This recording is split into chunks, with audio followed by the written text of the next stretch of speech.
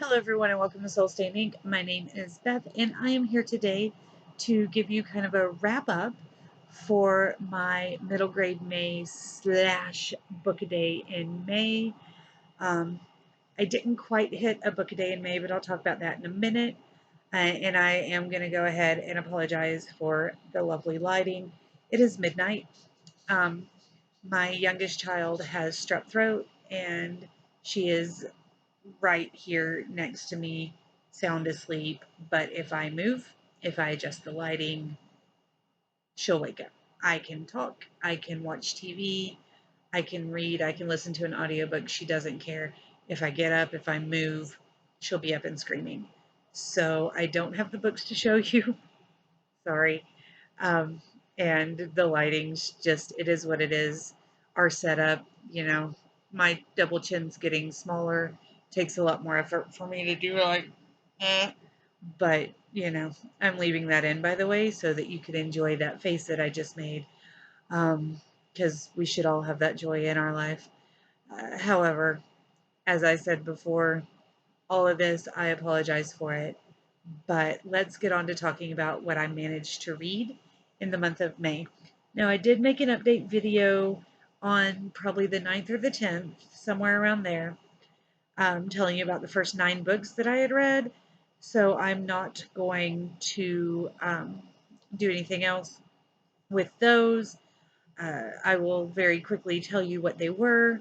Jewels of the Sun by Nora Roberts, Slacker by Gordon Corman, Tears of the Moon by Nora Roberts, Summer Ball by Mike Lupica, Front Desk by Kelly Yang, Heart of the Sea by Nora Roberts, Aunt Dimity and the Village Witch by Nancy Atherton, The Secrets of Winter House by Ben Guterson, and Eloise by Kay Thompson. I think a couple of those may have been books that I was working on at the time the video went up.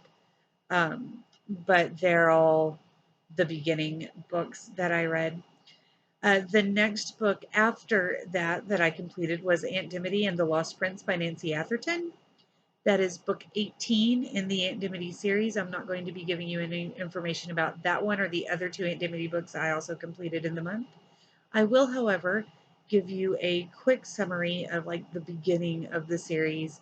Our main character in all of the books is Laurie Shepherd, and at the beginning of the first book, we find out that Laurie has an inheritance from someone she didn't know was an actual person.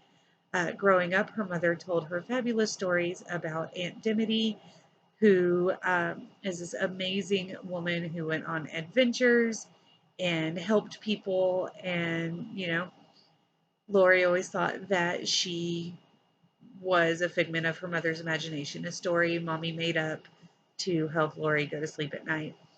And instead, she finds out that Aunt Dimity is a very real person and that she has inherited some things from her. And she finds mysteries and friends and a new life. And it's absolutely beautiful. There are a lot of mysteries. Like I said, Aunt Dimity and the Lost Prince is book 18 in the series, and I've read 2 more and have another one ready to read. There's at least 21, 22 so far, and I think they're still coming. So I definitely highly recommend the Aunt Dimity series.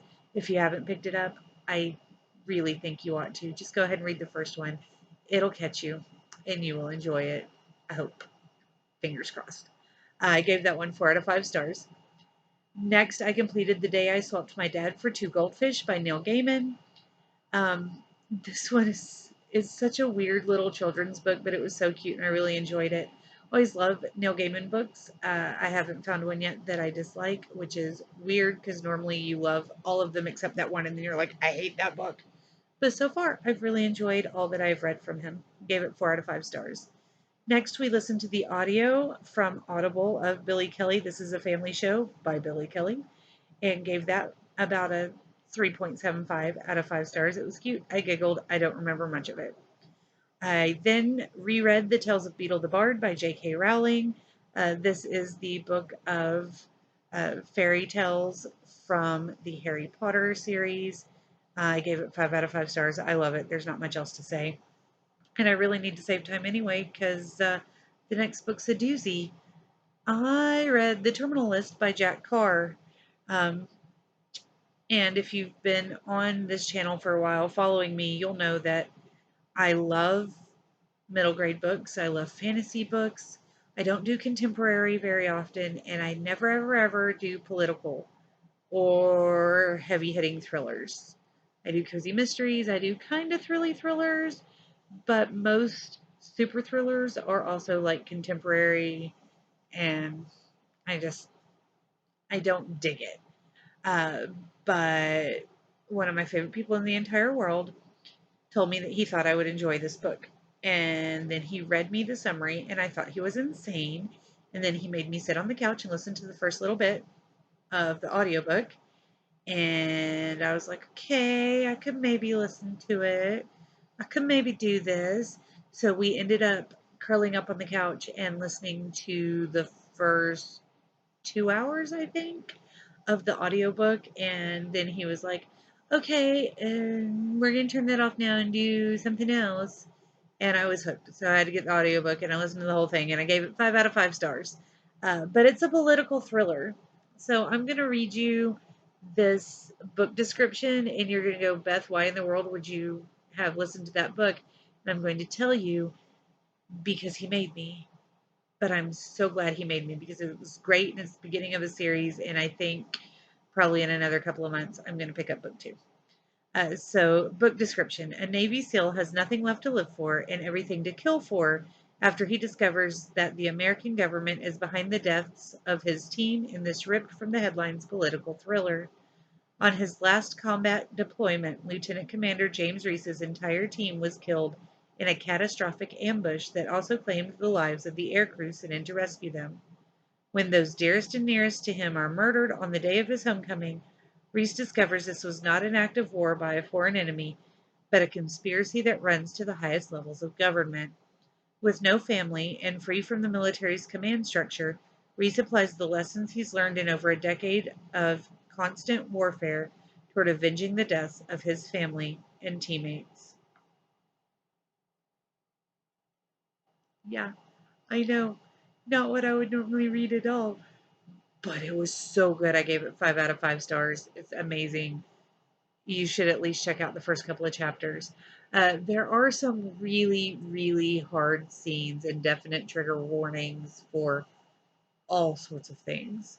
But if you can deal with that, you should read it, definitely. Um, Next, I completed The Gruffalo by Julia Donaldson. If you don't know about this, this is a children's picture book, and you should definitely pick it up and read it because it's amazing. Gave it 5 out of 5 stars. Then I read Eloise Wilkins' Mother Goose. This is an old golden book where Eloise Wilkins did really cute, old fashioned, because it's from like the 50s or 60s, illustrations to go with Mother Goose rhymes. We gave it 4 out of 5 stars. Then I read Nicole the Beach Fairy by Daisy Meadows. Daisy Meadows has several different kind of offshoots of these fairy series that all fall under kind of the Rainbow Fairies headline. And this one, the Beach Fairy, is one of the, I think there's 4 or 5 in the Green Fairy series. In its book 78 in the Rainbow Magic series, because she has all of these offshoots of different kinds of fairies. Gave that 3 out of 5 stars. They're cute little children's chapter books, but that one was not my favorite. Next, I completed The Fenway Fella by David A. Kelly. It's the first in the Ballpark Mysteries, which is a set of cozy mysteries focused in ballparks and written for kind of upper children's chapter books, upper children's chapter book readers, upper children's readers. I'm an English teacher, y'all. That's bad. Anyway, I gave it 4 out of 5 stars. It was cute. There are 2 friends, a boy and a girl, that, you know, discovered the mystery and were able to solve it. So that was awesome.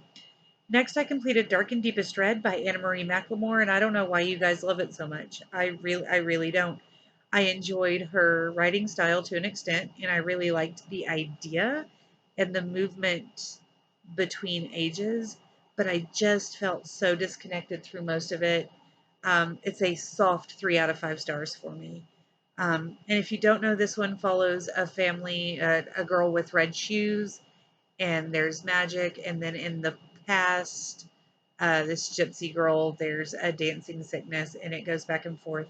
That was a really bad attempt at explaining it, but it's all over BookTube. You've heard about it before, most likely. I didn't dig it. It was all right.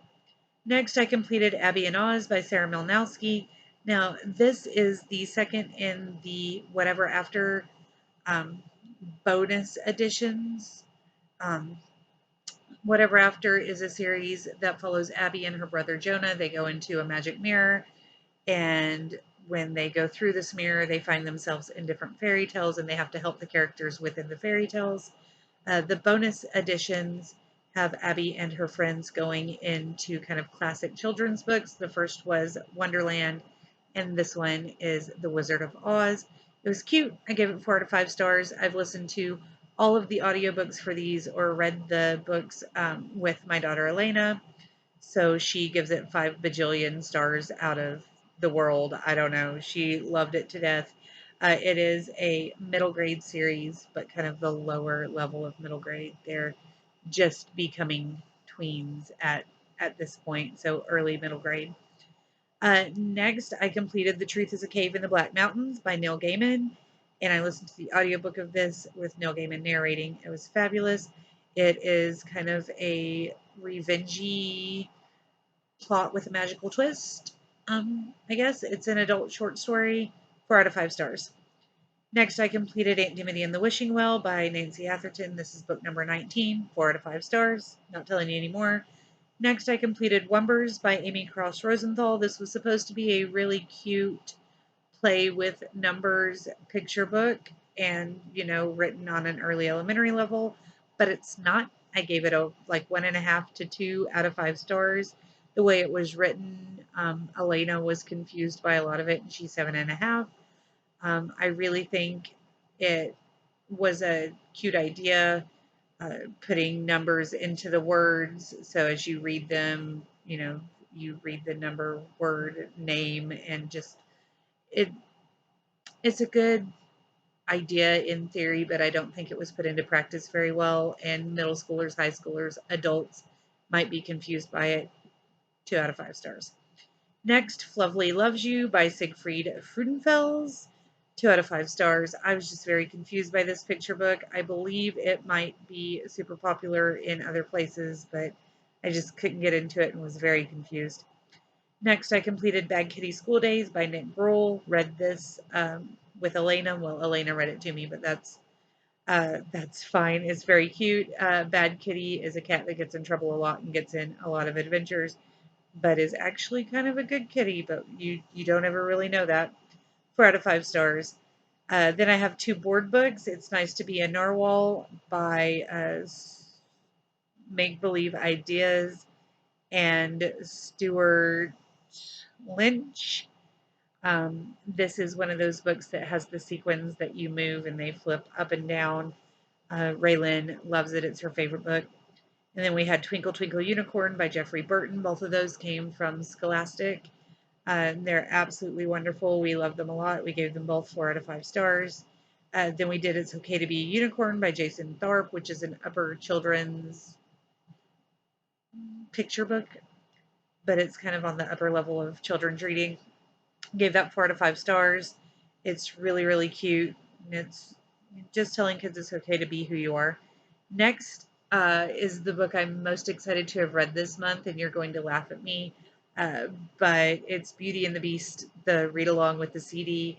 I was packing some games and found the book hidden among a bunch of board games we hadn't used in a while, and I think Mom bought it and tried to hide it from me to give it to me for Christmas because I had this exact book back when the movie first came out in 1992, and it had the little cassette with it. You listen to it, and I wore out the cassette and the book. And I definitely immediately dropped everything, put the CD in, and made my kids listen to the book with me.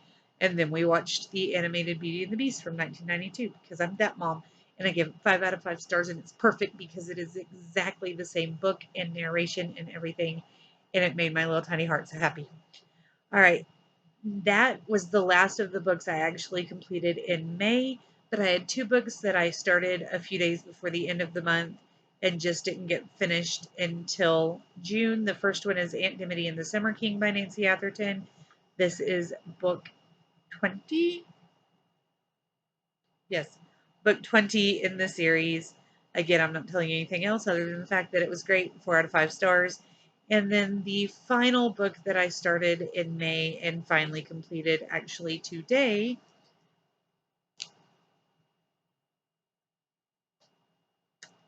had sticky tack on it. All right, the final book I started in June and completed today is Winter House Mysteries by Ben Goodson.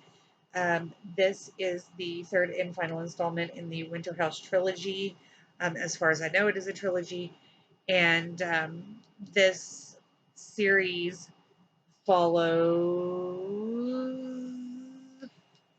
Elizabeth. That's my name. I should be able to remember it. Follows Elizabeth um, as she discovers uh, mysteries at this hotel and friendships and magic. And it's really, really cute. This one I give a soft 4 out of 5 stars. The other two I gave solid 4 out of 5 stars. This is kind of a soft 4 out of 5 stars because it felt less intense than the other two, and I really wanted more of a punch from it. But I really like the way it was resolved, and am definitely happy that I completed it. So I wanted to throw those two in at the end of the video. Now I know that this is a longer than normal video from me, and I apologize, and I appreciate it if you have stuck around to the end of this video. I'm going to cut it off here. Um, I hope that you are having a wonderful week and that you are staying safe and healthy and doing whatever it is that you can to make sure that you stay that way. I will talk to you again soon. And until next time, I hope that you are all amazing. No, I know that you are all amazing. I hope that you all have an amazing time. I really am bad at this whole outro thing. I hope you do good, read good stuff, and stay safe and all that. All right, I'm going to stop babbling and talk to you later. Bye.